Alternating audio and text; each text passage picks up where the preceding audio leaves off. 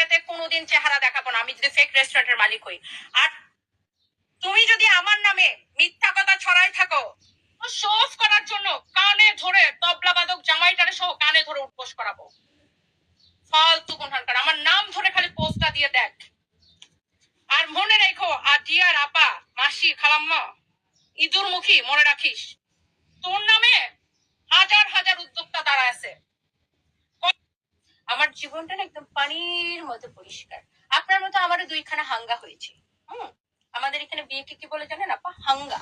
আপনার যেমন দুইখানা হাঙ্গা হয়েছে আমার এরকম দুইখানা হাঙ্গা হয়েছে। আমার প্রথম হাঙ্গা কারণ আমি ডিভোর্স দিয়ে দিয়েছি। তারপরে আমার একজন ভদ্রলোকের সাথে বিয়ে হয়েছিল। তিনি আপনারা সবাই জানেন তিনি দুনিয়া ছেড়ে চলে গেছে। আল্লাহ ওকে ভালো রাখো। কিন্তু আপা আপনার মতো আমাকে হাঙ্গানি নাটক করতে হয় না আপা। আমার জীবনটা আয়নার মতো পরিষ্কার পানির মতো পরিষ্কার। বুঝতে পারছি না আপা?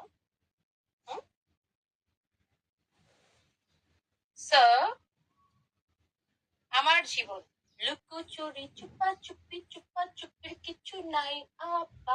আপনার মতো মানুষের টাকা মাইরা আমি খাই না আপা। আপনি কত মানুষের টাকা মেরে খেয়েছেন